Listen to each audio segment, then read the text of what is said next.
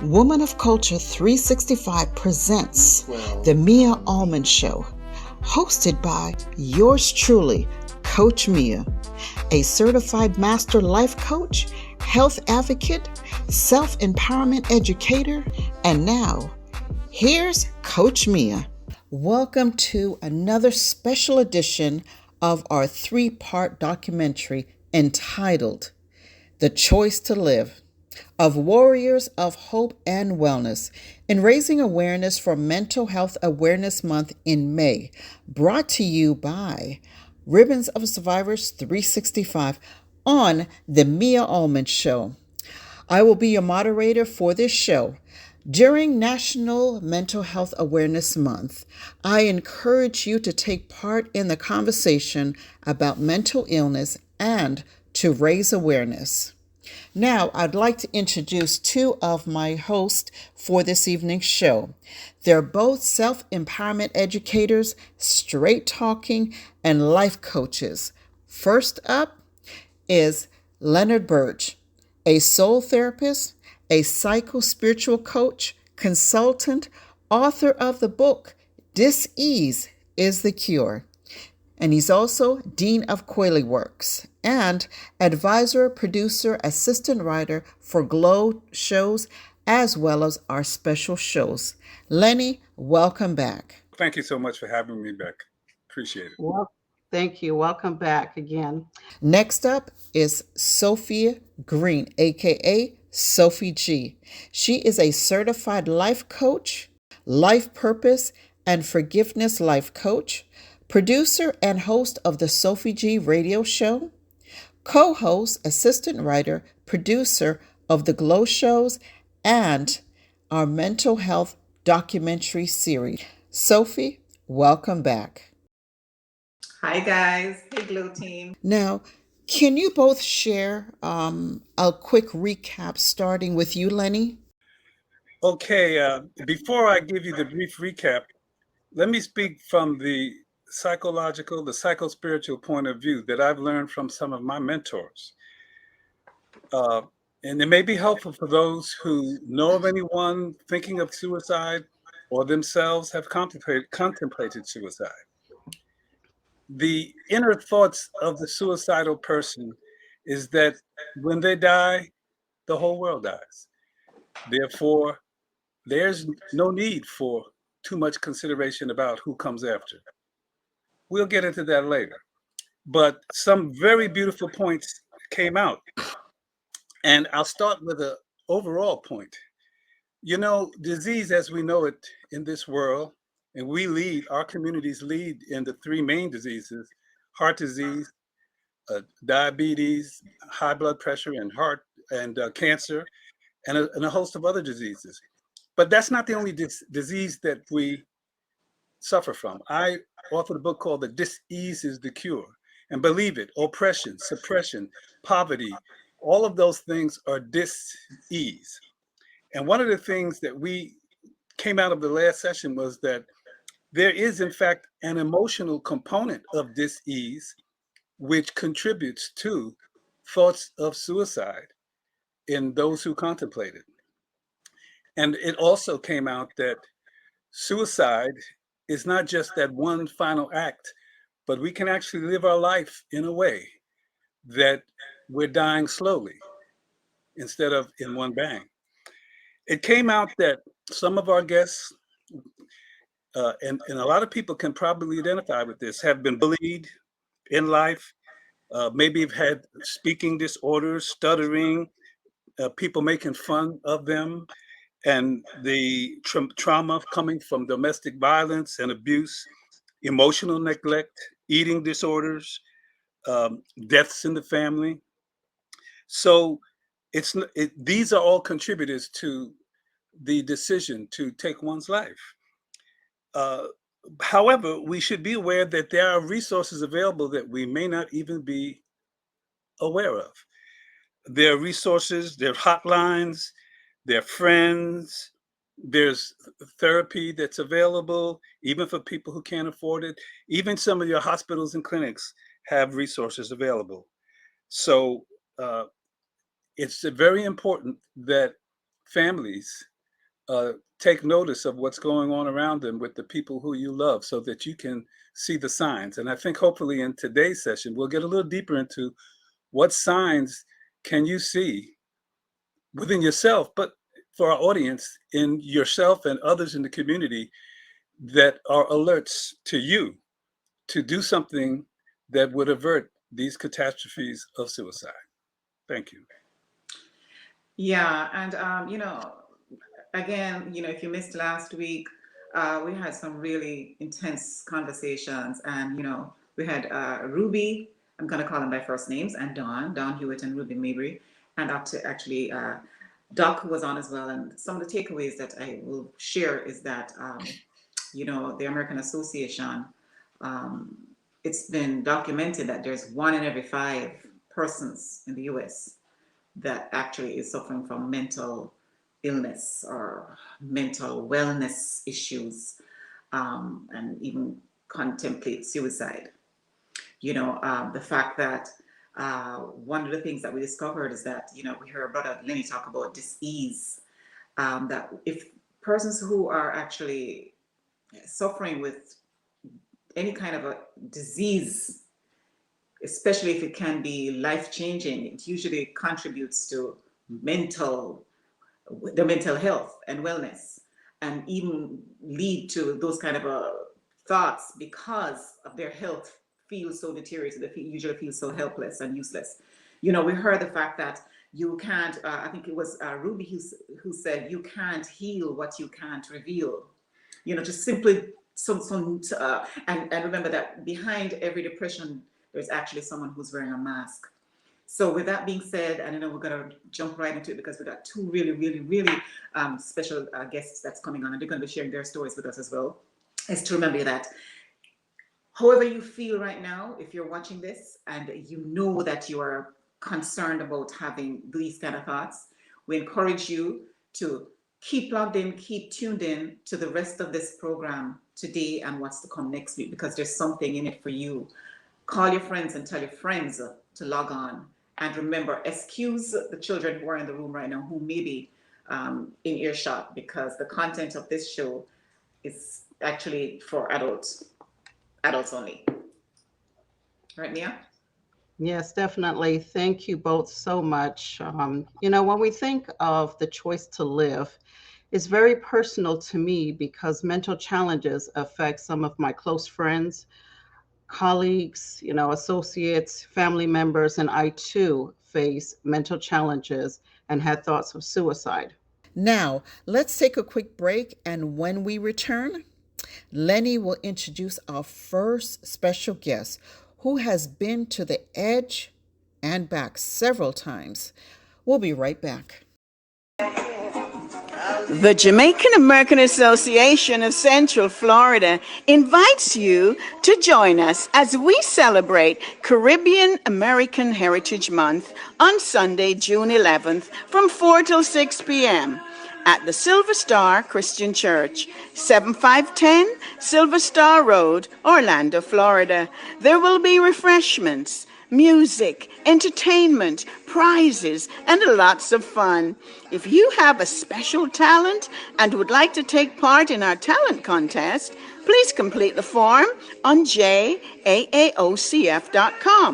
Call 407-292-3719, 407-486-5001, or 917-463-9496 for additional information.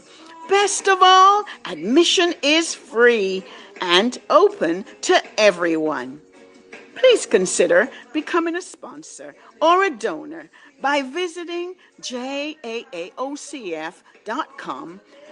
to benefit our efforts to support and to build stronger communities, both locally and internationally. Today, our second episode is entitled Suicide to the Edge and Back. It tells the story of 2 extraordinary women who faced the challenge of attempted suicide, but chose to live. Why and what message they have for all of us. Our first guest is Evangelist Laquana Lady Q Glaster. I think that Q also stands for queen because she's definitely one of the queens in our community. She's founder of Sisters of Faith and Pink in Pearls. She's a certified life, story, and relationship coach. She's a journalist and a broadcaster for KUOmagazine.com. She's a poet, a creative artist, and the 2018 KUO Magazine's Women of Culture 365 US Ambassador, US Ambassador. And she is co-host and producer of the Glow 365 TV shows. Welcome, Lady Q. Thank you for having me. It is definitely a pleasure to be here to be able to share, my story and this part of my life with everyone today. Okay, thank you. Again, once again, like Sister Sophie said, we're going to remind the audience that the following episode, it includes adult-related and rated content that might not be suitable for children. So viewer discretion is advised. Okay, so Lady Q, please share with our audience what it was like for you as you shared to look for love. You've spoken of looking for love in the wrong places. How did this affect your state of mind to even contemplate suicide? And how does that relate to the first signs of mental illness issues? Wow, that was Liddy, that was a lot in one question. But let me say this. At the age of 4, I was molested. I was around a lot of things that a young person shouldn't be around. So I was introduced to adult things and adult content at a very young age. But I think most, the thing that impacted me the worst was being molested. It put me in a state of shock. There were things that I went throughout that, following that one or two things typically happen to people when they have been molested and or raped, because later on in life, I was also raped. And so what typically happens, either they shut down and they seclude themselves or they become promiscuous. So unfortunately, I became that person that was promiscuous. So throughout my time of growing up, that by the age of 13, I was already having sex. I was already drinking. I was already smoking marijuana. Growing up in an abusive environment, seeing a lot of things that I should not have seen, that it impacted me greatly to a point that I just began to seek love in all the wrong places. And so a lot of times being in that position, the only time I felt love was when I was physically intimate with someone. So the moment that ended, I felt empty all over again. So I continued to keep searching, drinking to the point that I was an alcoholic, smoking marijuana to the point that it would numb me, because I just needed these spaces to be filled. And so over time, eventually ending up in bad relationships with men that were verbally abusive, to the point of going to the edge of actual physical abuse, of being grabbed inappropriately and aggressively, and being told literally that I needed to go kill myself. That for me, that was the breaking point, because feeling rejected and abandoned took me to the space of, well, what do I have to live for? People keep rejecting me, people keep abandoning me. I have this sense of like emptiness. So it took me to that place where, like, why should I even live? I might as well just go ahead and give up on life, because no one cares anyway. So it took me to that place that in my mind, I really believed that I was not enough, that I was unwanted, that I was unloved, that I didn't matter, to the point that I didn't even think that when I walked into a room that people even saw me. I didn't think anything of myself. I thought I was ugly. I picked out all the things about me that I thought was wrong. And so also, with that being said, I realized that even as I got older and being developed, that men would only stare at my chest. They wouldn't even look me in the face. So every conversation with me was staring at my chest. And so I was like, well, okay, well, I don't mean anything to anybody but sex.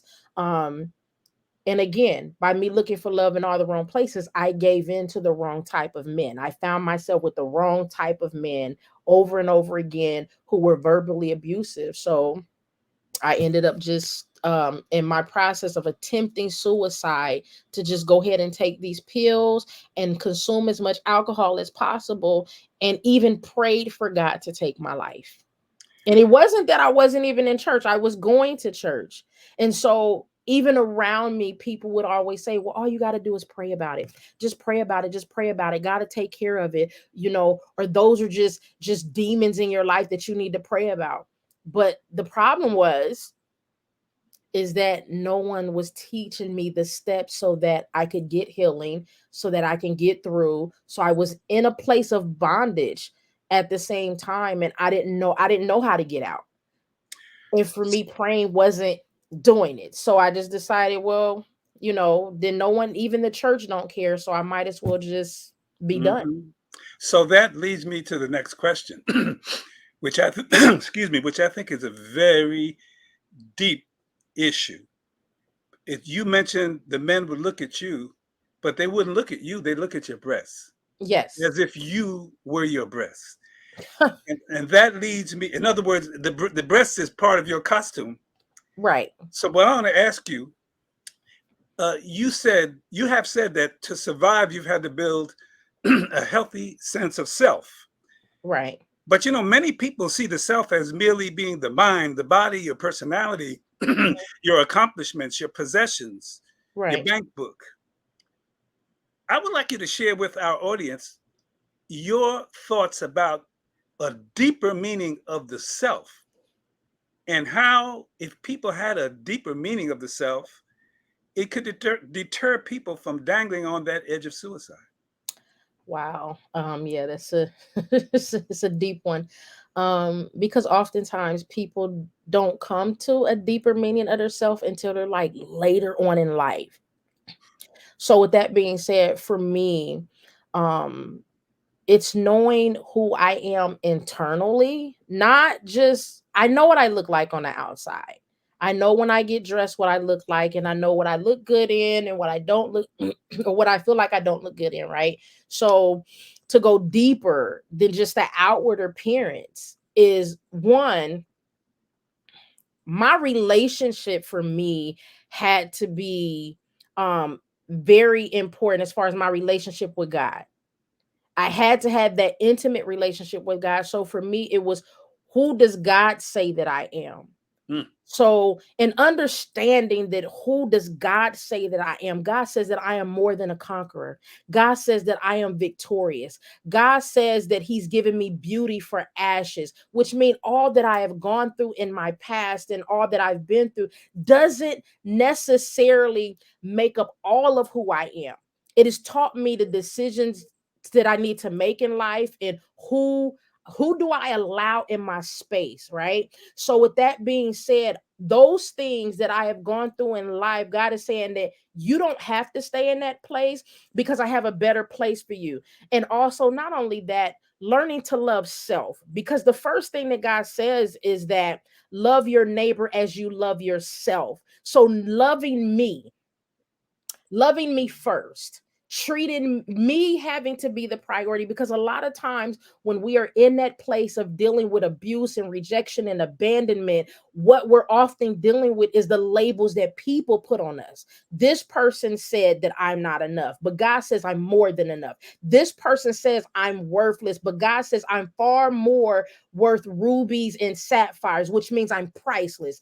This person says that I'm nothing, but God says I am a daughter of the Most High, and that He loves me in spite of and because of. And so learning who I am from the inside, but most importantly, but who God says I am, walking in the power and authority that God has given me of knowing who I am in Him.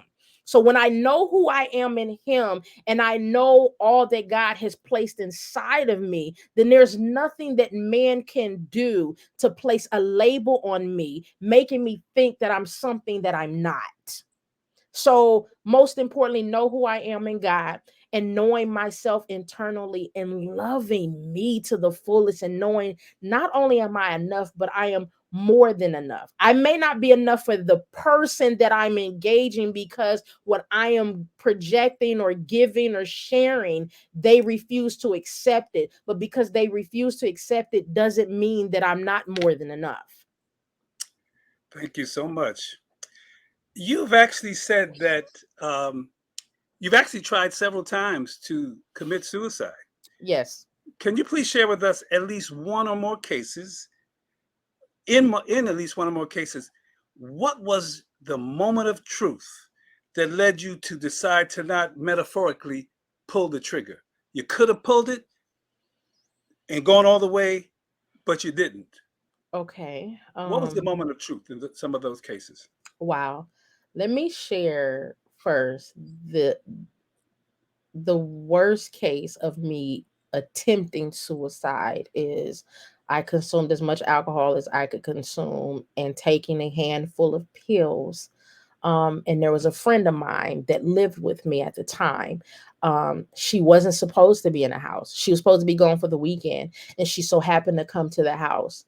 I don't even remember her coming to the house. I remember waking up the next day and trying to gather my thoughts and figure out where I was and what was going on. And then I realized that I was alive. And I didn't even realize she was in the house at the time.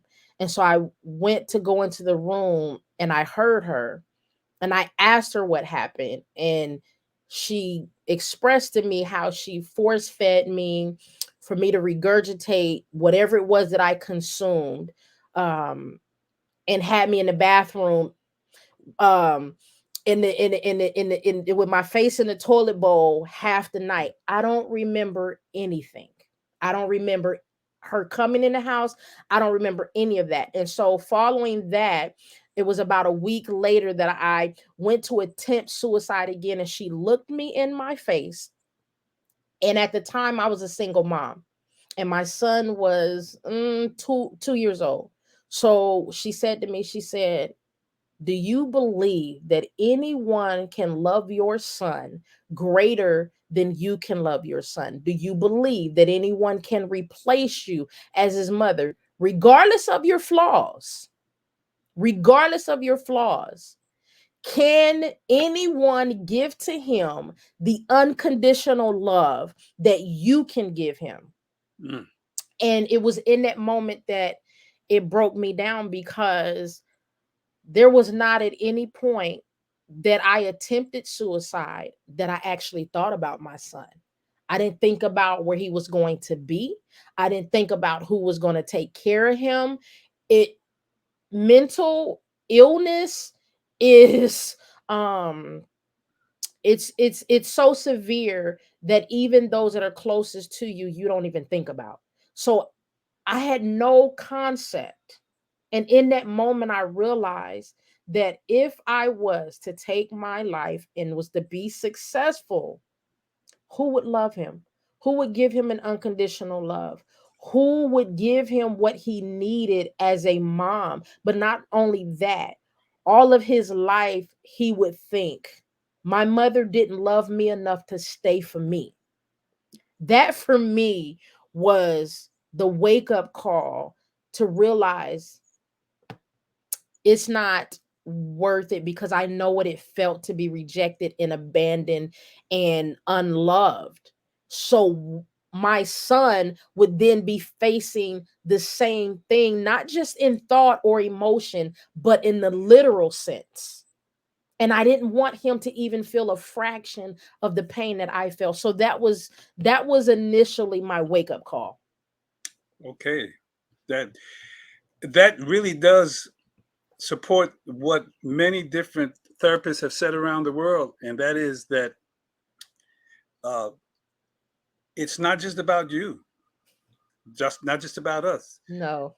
It's about the village, our family, the village, Yes. the people around us. Yes. And it is said that it takes a village and community awareness to help people survive and thrive in any community and avoid things like suicide. Right. What would you like to share with our thinkers, planners, doers, family people in our community?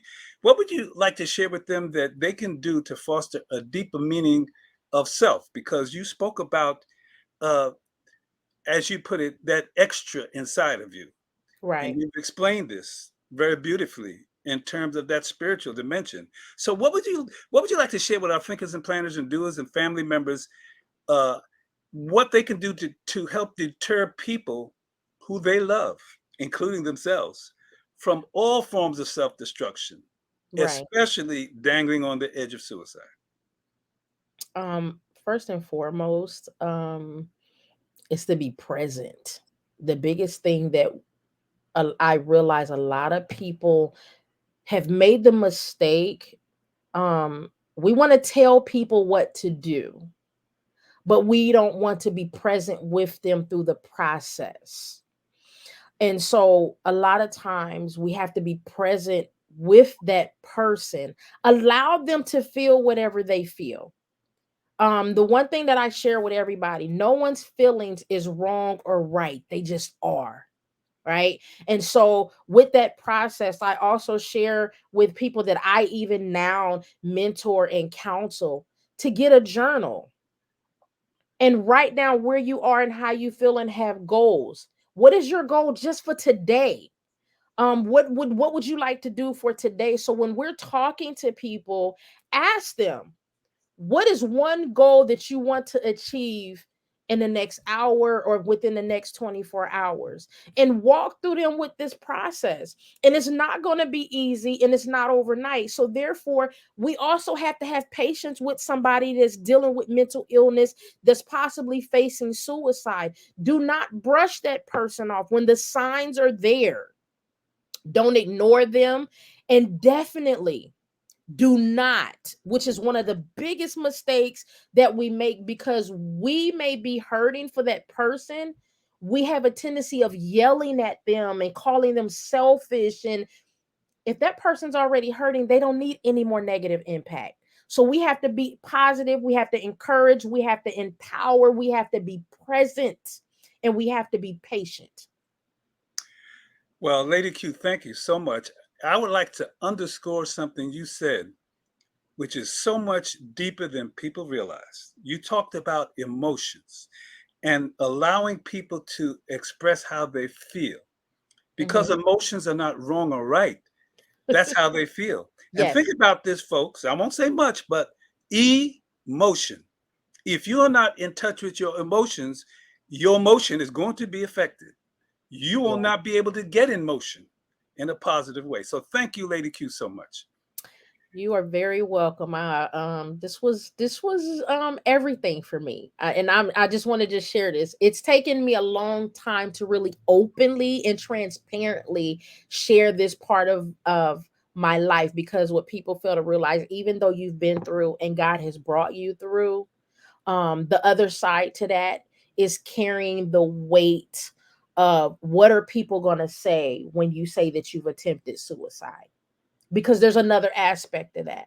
And so having the strength and trusting God that he's going to carry me through the process has been the other aspect. And so this has definitely been a blessing All for right. me. I feel you. So let's take a quick break. And when we return, Sister Sophie will introduce our next guest, who also has attempted suicide. Thank you. The Jamaican American Association of Central Florida invites you to join us as we celebrate Caribbean American Heritage Month on Sunday, June 11th from 4 till 6 p.m. at the Silver Star Christian Church, 7510 Silver Star Road, Orlando, Florida. There will be refreshments, music, entertainment, prizes, and lots of fun. If you have a special talent and would like to take part in our talent contest, please complete the form on jaaocf.com. Call 407-292-3719, 407-486-5001, or 917-463-9496 for additional information. Best of all, admission is free and open to everyone. please consider becoming a sponsor or a donor by visiting jaaocf.com to benefit our efforts to support and to build stronger communities, both locally and internationally. Welcome back. And you just heard a really passionate story from our sister Lady Q just now. We are in part 2 of a 3-part series because it's Mental Wellness Month. And this special series is actually, today's episode is called To the Edge and Back.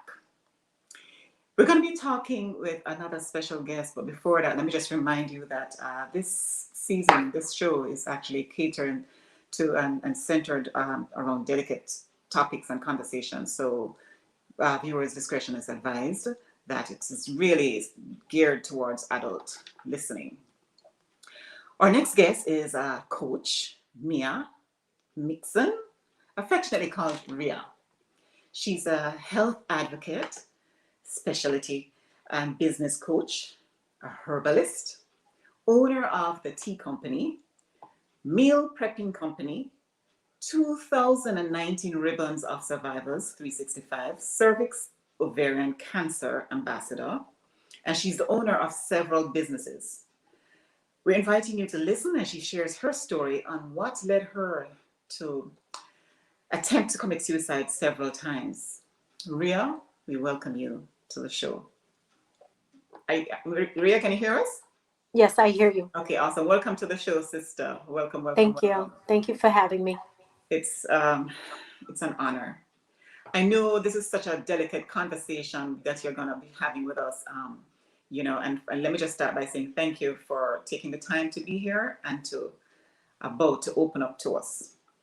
I want to ask you though, that before, with all of that being said, with all of your accolades that you've received, who is Ria? Who was Ria before all those accomplishments of being a wife and a mother, to be able to celebrate in your Puerto Rico, Puerto Rican heritage and all of that? And, for instance, tell us about your childhood. What is it about Ria that we don't know? Take us back. And when I say take us back, I mean take us back to where you're emotional and, before and right about before your emotional and psychological journey really began. Talk to us. Well, I believe they all started when trauma started happening. I did get molested. I did get raped early in my life. And I was very promiscuous in a young age, very young. Did drugs very young, drank very young.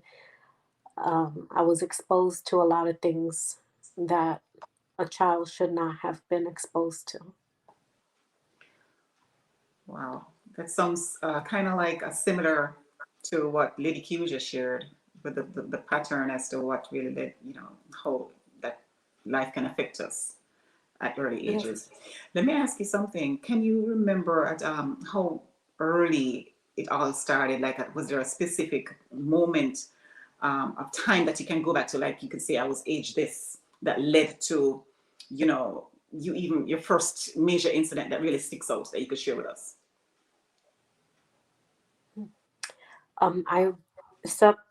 A lot of the things didn't come to me until later on in life because I blocked a lot, But when they were coming back to me, it was very overwhelming. Mm-hmm. But I do remember I was in kindergarten. The first time I would say that I was touched. Wow. Can you remember, I know you shared with us before that something happened to you that led you to the emergency room at a very delicate, tender age. I think it was like around age 12. Yeah. Can you share with us? Yes. So I was tired of hurting. I was tired of feeling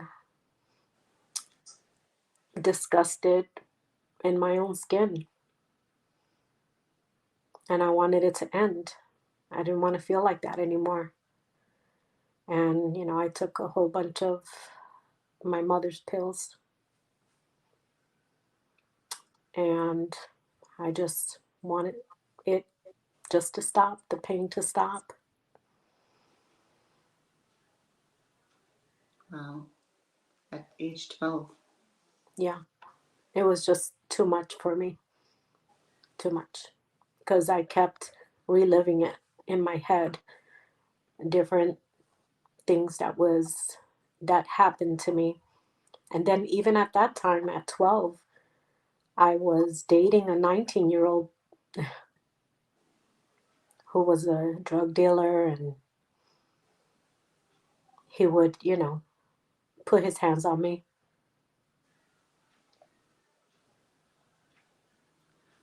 Sorry to hear all of that. Where were you at that time? With my mom. She had, my mom did the best that she could with the information that she had. And I would never speak the opposite of her because I love her dearly. I took care of her when she got really sick. She suffered a lot of trauma in her life. So she couldn't see my traumas. Hmm. Hmm. Hmm. Wow. So I can see the pain in you even speaking about it right now. And again, I want to say, to all our viewers and to you right now, sister, who's taking the time to share your story, because that's why this platform is here. Thank you for being vulnerable and being naked right now, transparent. You mentioned, you just shared something very touching just now that, it was you, your mom, she did all she could. And she Yeah. was, obviously, there was a lot going on. Mm-hmm. Did you know, can you recall, I'm going off script a little bit here. You, at that tender age where you felt and you were feeling all that you were feeling, was there an earlier part where you said you realized that something, and I know I kind of asked Dawn this last week, where you kind of knew something you weren't feeling, or whatever you were feeling or what was going on was not the norm in what you probably would consider many households. Um, and I know you just shared with us that you didn't feel at that age you chose to do what you contemplated doing, that you tried to do at age 12 because of stuff that were happening. Take us back to during that time just a little bit more, please. I know it's delicate, but for somebody who's listening, we just heard the news just now about what just happened to kids in that tender age somewhere in America, about parents who just lost their kids. God bless the entire families that may be that are distraught right now. But we're talking about a baby, still tender, tender, tender. And obviously not knowing who you could reach to, because you said you weren't able, sound like you weren't able to share with mom at that time. What was your mask?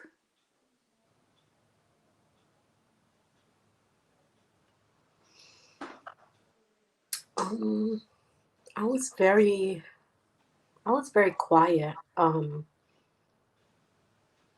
always loved to dance. Hmm. To this day, everyone that knows me knows that I do events and things like that, and I dance. Dancing would take me to a nice place in my head. Hmm. But the way I was raised, and I really didn't know what wasn't normal and what was normal. I thought the way I was living was life. I thought everybody was the same. Hmm. You know, you shared with us about, take us back to, let's fast forward a little bit more to age 19, where you were feeling depressed. You know, you said it escalated a little bit different, a little bit higher, where you were hearing voices.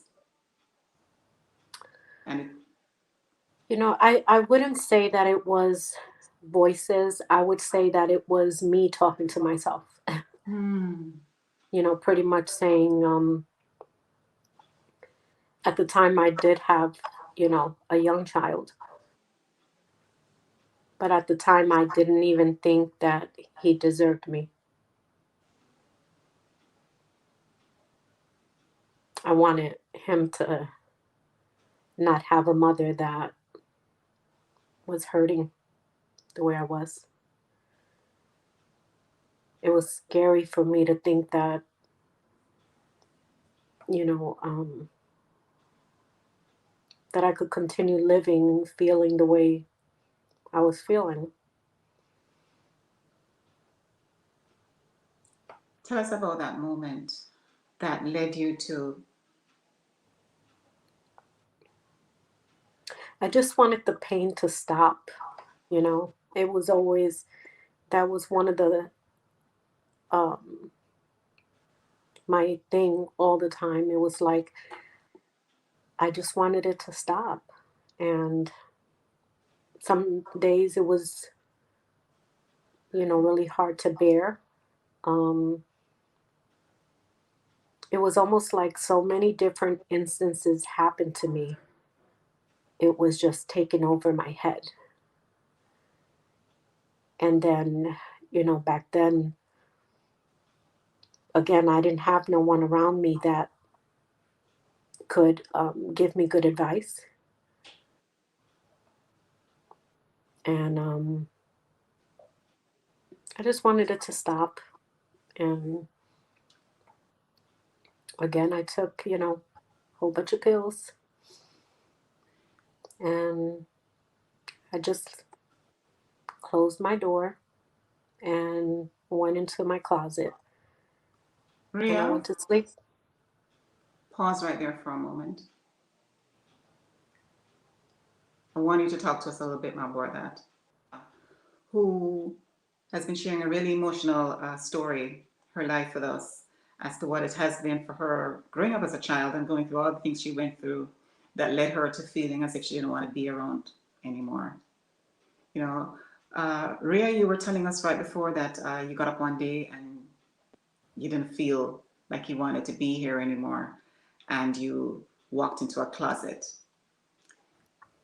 Can you share with us what it was like before you got to that point, that morning, when you got up that day? What was that day like, morning when you got up out of bed? Was it a day that you woke up and you said, okay, this is the day I'm going to do this. I don't want to be here anymore? Or what led up to that point with you walking into that closet?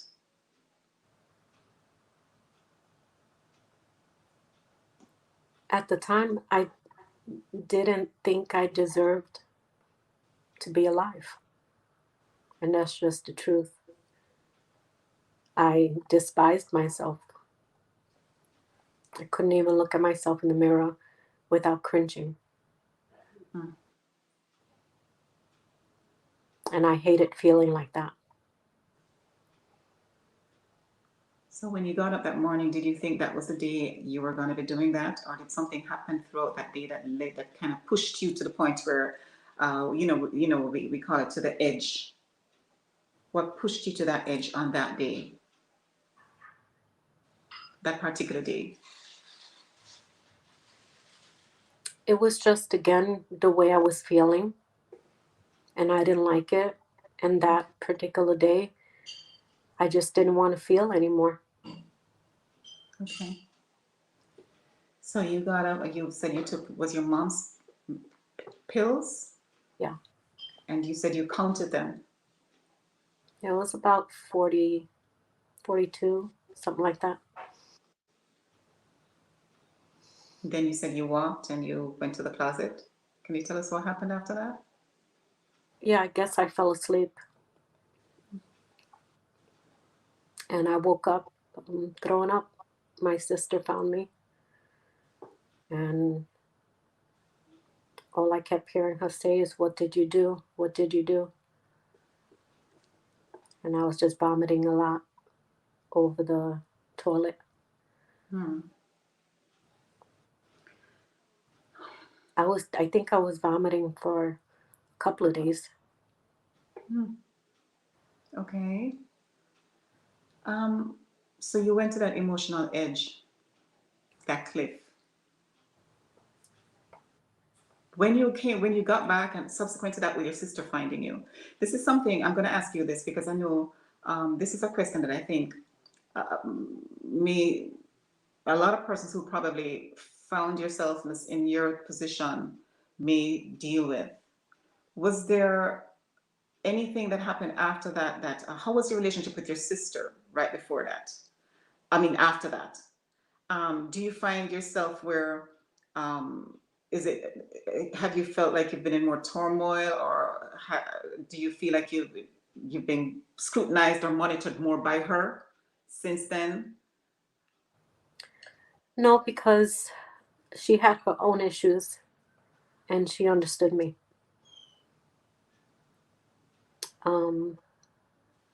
To this day, we're close. I mean, we've had numerous sibling stuff where we didn't talk to each other for a couple of years, but we always found each other again. And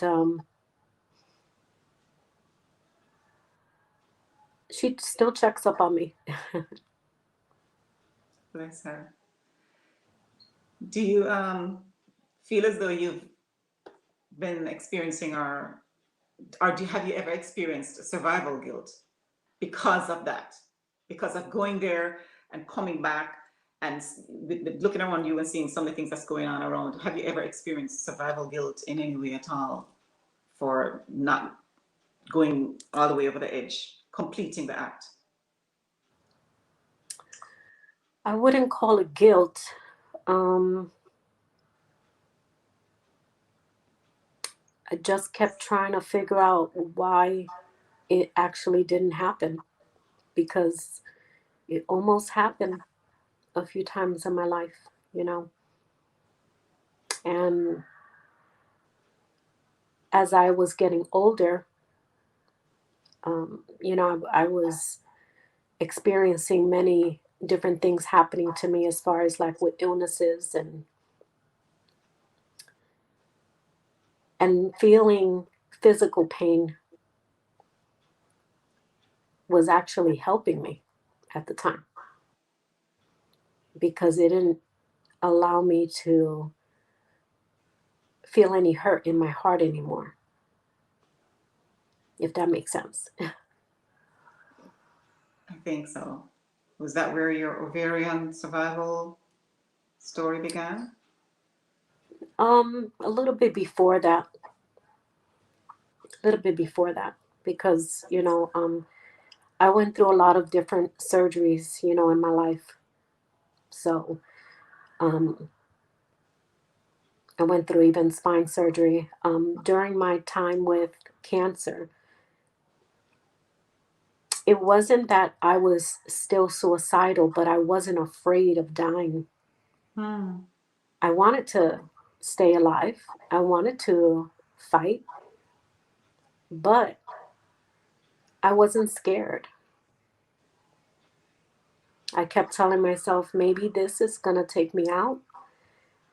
Let me just, you know, relax and just let it happen. But it didn't. I survived again and again and again and again. You're a survivor. You're a survivor, sister, and for a purpose.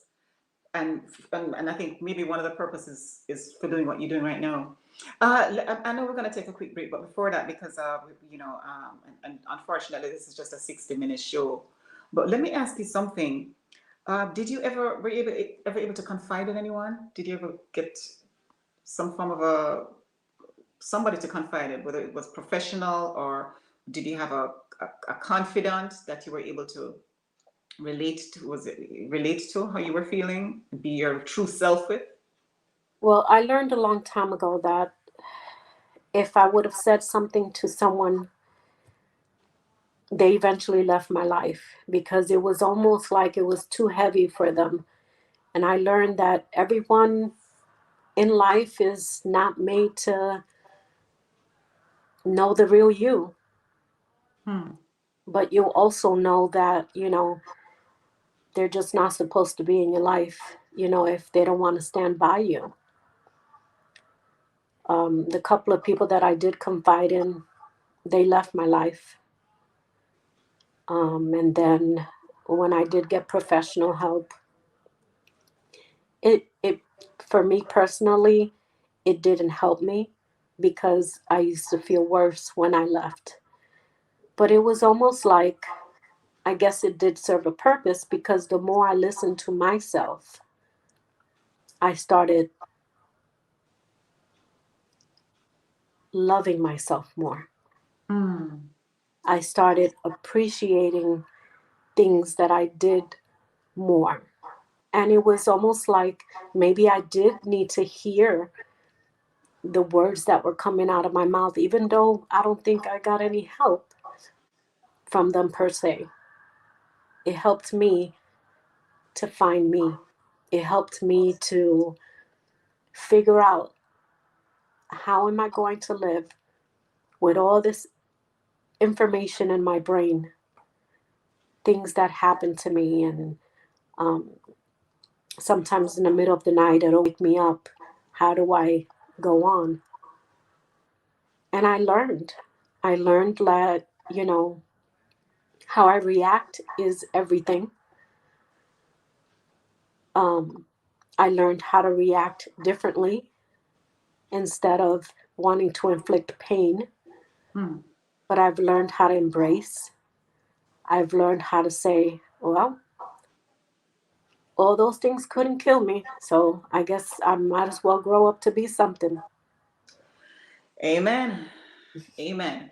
I know we're gonna have to wrap it up real quick. Unfortunately, but we're gonna take a real quick break, and I think we're gonna be rolling over an extra few minutes into the show because I want you to tell us right after the break what was it that gave you the time to stop or the motive to stop and do yourself your temperature check.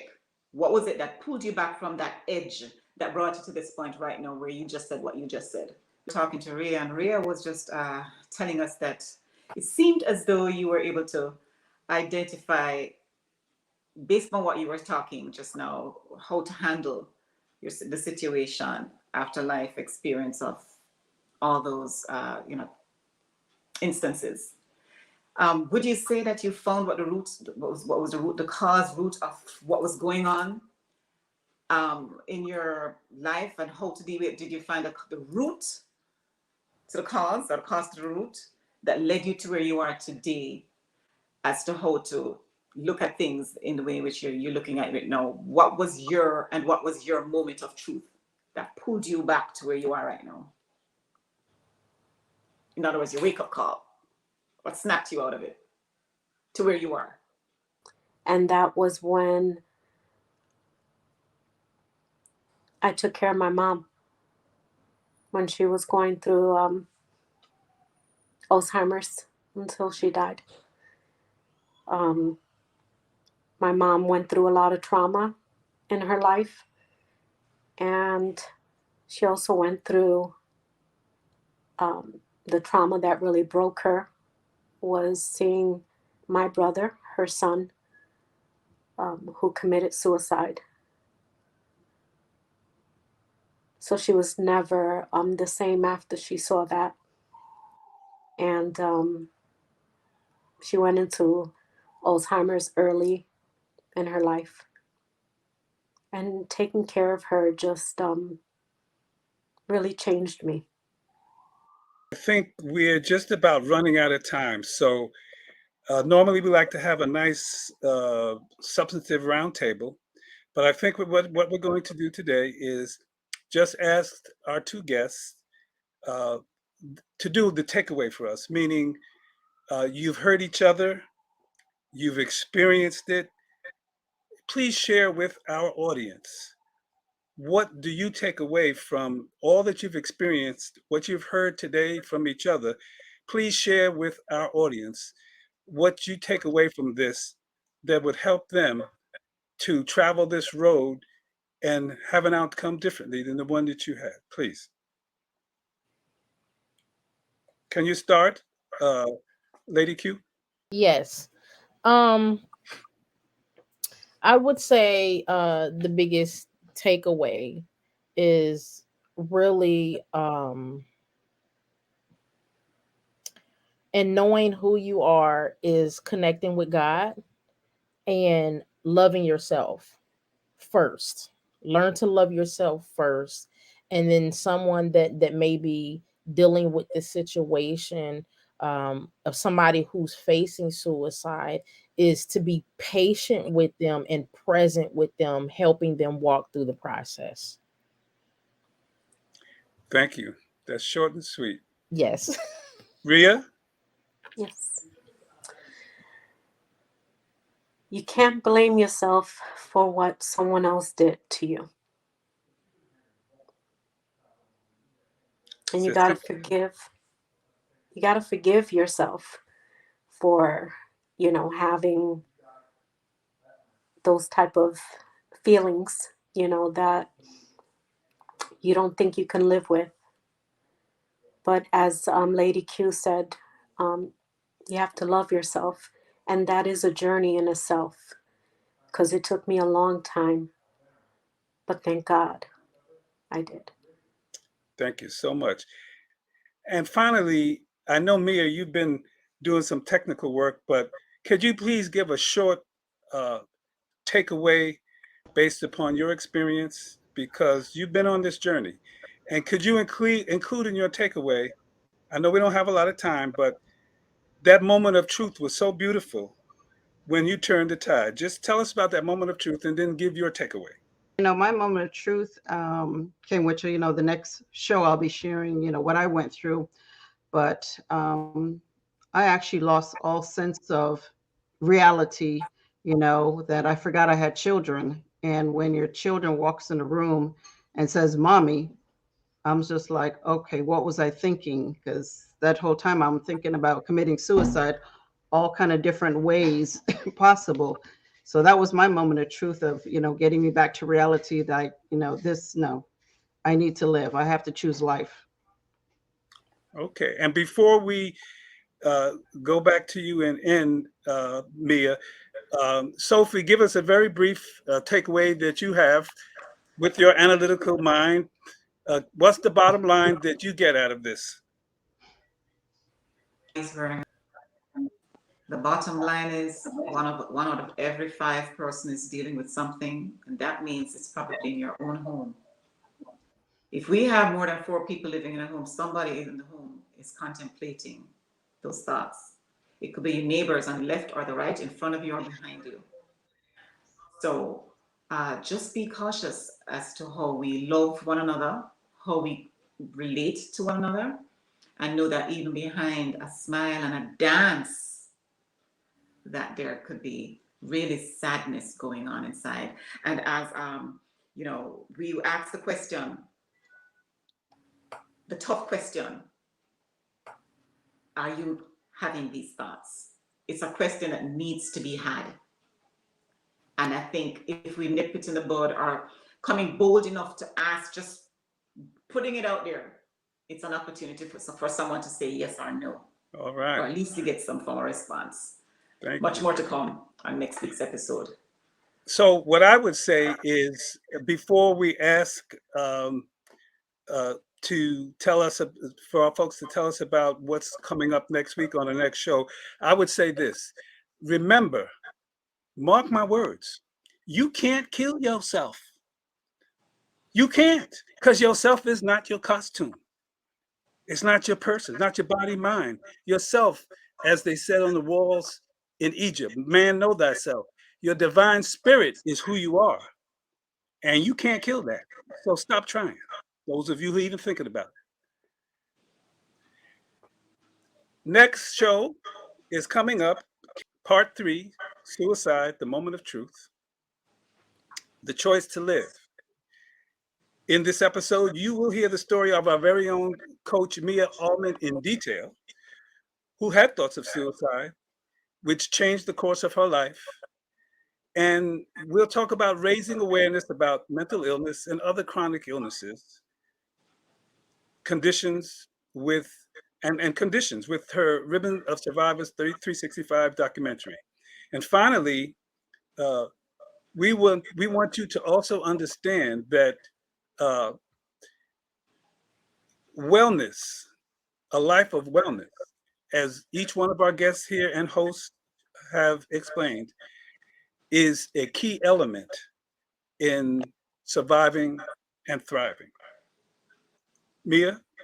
I would like to thank our host, Leonard Burge, and coach, Sophie G., our special guests, Lady Q and Rhea, for sharing their, inspiring stories of warriors of hope and wellness, and just being able to have the courage to share that story to help others that are there that may be contemplating suicide or having thoughts of suicide. So thank you both ladies for sharing your story.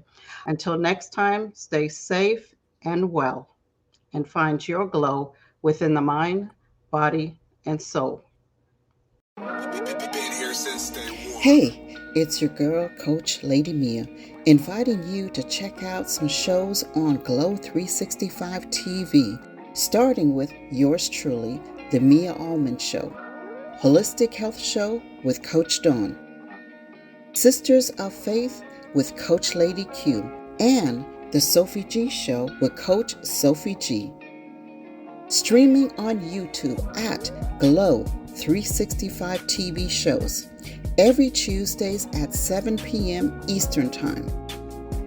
Also, rebroadcast on Caribbean Rhythms Radio, online at crrnetworkinc.com, every Thursdays at 7 p.m. Eastern Time.